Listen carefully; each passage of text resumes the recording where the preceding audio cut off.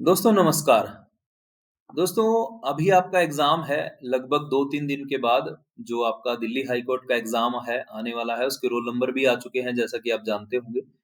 आज मैं आपसे कुछ थोड़ा-सा सीरियस टॉपिक पे बात करना चाहता हूँ और सीरियस टॉपिक क्या है, जो एग्ज़ाम लेने वाली एजेंसी है एनटीए, उसने अभी हाल-फिलहाल ईपीएफओ का एक एग्ज़ाम लिया, वो भी शॉर्ट हैंड का ही एग्ज़ाम था और वो 80 डब्ल्यूपीएम का एग्ज़ाम था और उसमें जो केयरलेसनेस जो लापरवाहियाँ बरती गई एनटीए के द्वारा मैं आपसे थोड़ा-सा डिस्कस करना चाहता हूँ क्योंकि एज़ ए स्टूडेंट हमने बहुत बार ये चैलेंजेस फेस किए हैं और आज तक इतने सालों में हम इन चीज़ों को कभी भी ठीक नहीं कर पाए।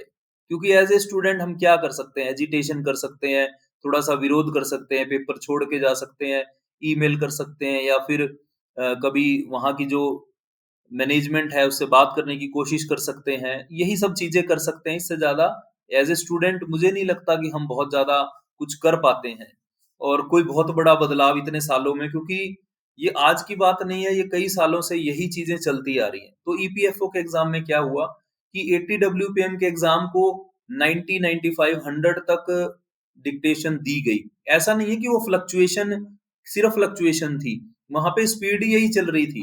मतलब एग्जाम में कितने वर्ड्स आने हैं, कितने होने चाहिए और उसका कितना फ्लक्चुएशन जाना चाहिए, इसका कोई क्राइटेरिया ही नहीं चल रहा है। सब भगवान भरोसे चल रहा है और मिसमैनेजमेंट यहाँ तक थी कि जो एग्जाम की टाइमिंग थी, उससे 2-2 3-3 घंटे एग्जाम लेट चल रहा था। कुछ पावर फेल्योर कह लो या सिस्टम का ना चलना कह लो और जो टाइमिंग मिलनी थी, जो टाइप ट्रांसक्रिप्शन करने की, वो भी ऑलरेडी आप उधर से डिक्टेशन लिख रहे हैं, उधर से आपका टाइम भी शुरू हो यानी कि 5-5, 10-10 मिनट स्टूडेंट के इसमें भी खराब हुए हैं। तो मैं ये कहना चाहता हूँ आप लोगों से कि ये जो अगर एनटीए अगर इतनी लापरवाही 80 डब्ल्यूपीएम के एग्जाम में बरत सकती है, उस दिन बहुत ज़्यादा बच्चे पेपर छोड़ के भी चले गए। बहुत सारे बच्चों की अटेंडेंस भी मार्क नहीं हुई। तो आप प्रयास करिएगा आप अगर आप जा रहे हैं दिल्ली हाई कोर्ट का एसपी का एग्जाम देने तो सबसे पहले तो अपनी अटेंडेंस मार्क करना बहुत जरूरी है क्योंकि अगर कोई भी किसी भी तरह की लापरवाही एजेंसी के द्वारा बरती जाती है तो आप कम से कम अटेंडेंस तो आपकी वहां पे होनी ही चाहिए तभी आप किसी चीज के बारे में कुछ कह पाएंगे। मैं ये नहीं कह रहा हूँ कि वहां पे ऐसा ही होगा जैसा हुआ था, लेकिन मैं आपको थोड़ा सा अवेयर करना चाहता हूँ इस बारे में। एक तो अपनी अटेंडेंस का ध्यान रखें और दूसरी चीज क्या है, आपका एग्जाम है 110 डब्ल्यूपीएम का।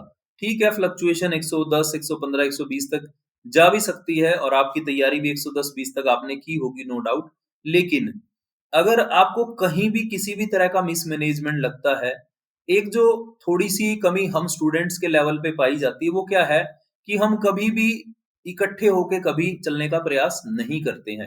देखिए हम बहुत सारे चैनल से जुड़े होते हैं, हम बहुत सारे टेलीग्राम चैनल से जुड़े होते हैं, हम बहुत सारे व्हाट्सएप ग्रुप से जुड़े होते हैं और हम हो सकता है कि हम में से ही किसी स्टूडेंट ने कोई ऐसा ग्रुप भी बना रखा हो जो कहीं न कहीं एक्टिव हो स्टूडेंट्स के लिए।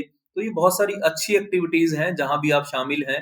तो कम से कम प्रयास करिए कि आप एकजुट होके रहें। अगर आपको एग्ज़ाम में किसी भी तरह की केयरलेसनेस नज़र आती है, तो हर स्टूडेंट मैं आपसे रिक्वेस्ट करूँगा, हर स्टूडेंट एक दूसरे का साथ देने के लिए तत्पर रहे।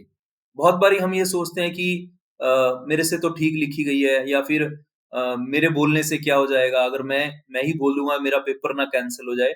तो इस चीज़ से बाहर आके थोड़ी-सी एक मतलब इस भाव से कि सभी का पेपर हो, ठीक-ठाक हो, अच्छे से हो, अगर कोई कमी होती भी है, तो उसको थोड़ा-सा दुरुस्त करने के लिए आप एकजुट रहें। ये मेरा कहने का भाव है।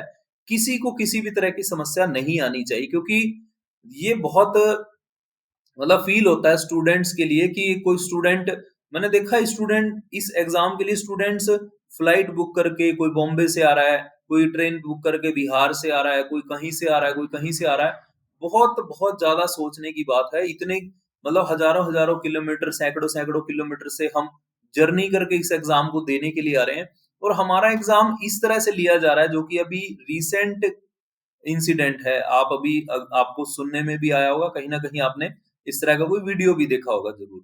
तो मैं आपसे यही कहूँगा, आप अवेयर रहिए और अपने एग्ज़ाम को किसी भी कीमत पर खराब ना होने दीजिए। किसकी वजह से?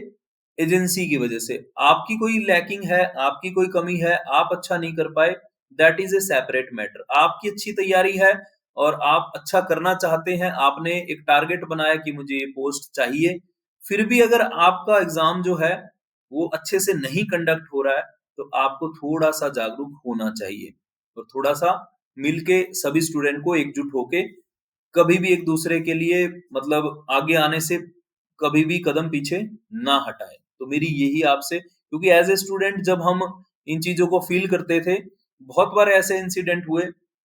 एक एग्ज़ाम में ऐसा ही हुआ कि जो डिक्टेशन चल रही थी, पहले डिक्टेशन स्पीकर पे नहीं हुआ करती जब हमने एग्ज़ाम दिए, तो मैनुअल एक डिक्टेशन चल रही थी, तो उस डिक्टेशन में जो डिक्टेटर था उसकी कुछ भी प्रोनंसिएशन समझ नहीं आ रही थी और उस एग्ज़ाम हॉल में लगभग 30 से 40 स्टूडेंट थे और 30-40 स्टूडेंट में सभी के चेहरे जब डिक्टेशन खत्म हुई, वो एक-दूसरे को ही देख रहे थे कि ये डिक्टेटर ने क्या बोल दिया।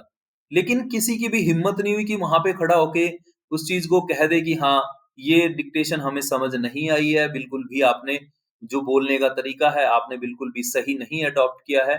कोई भी नहीं खड़ा हुआ। मैंने कोशिश करके प्रयास किया, खड़े होके मैंने डिक्टेटर से कहा कि सर जो डिक्टेशन अभी बोली गई है, मुझे नहीं समझ में आई है। मुझे नहीं पता कि सभी स्टूडेंट जो क्लास में इस क्लासरूम में हैं 30-40 उनका क्या इसके प्रति कहना है। और वो डिक्टेशन के बाद बहुत सारे स्टूडेंट खड़े हुए, 5-7 स्टूडेंट ने मेरा फ़ेवर किया और फिर जैसे-कैसे बातचीत होने के बाद डिक्टेटर ने डिक्टेशन दोबारा बोलने के लिए एग्री किया। और जब दूसरी डिक्टेशन हुई उसमें एक ही पोस्ट थी और 10 लोगों को इंटरव्यू में बुलाया गया था, उसमें से एक मैं भी था। तो मुझे ये लगता है कि हमें प्रयास तो करना चाहिए। एग्ज़ाम हॉल को छोड़ के चले जाना, ये कोई समझदारी नहीं है। एग्ज़ाम में डटे रहना, उसको सिस्टमाइज़ कराना, उसको कोशिश करके ठीक कराना, मिल-जुल के रहना और सभी की हेल्प करना, help in the sense help positive sense में। सभी की हेल्प करना, सभी को कोऑपरेट करना, तो इन चीज़ों से आप खुद भी समझेंगे कि आपका कॉन्फिडेंस बढ़ेगा और आप कोई भी एग्ज़ाम देंगे, उसमें आपको इस तरह की दिक्कतें ना आएँ, इसीलिए आप जागरूक रहिएगा। So wish you all the best. आप अच्छे से एग्जाम दे के आए और आपके साथ बिल्कुल अच्छा एग्जाम आए, आपके पास कोई भी ऐसी केयरलेसनेस ना बरती जाए, यही मेरी प्रेयर है और यही आपके लिए ब्लेसिंग्स है।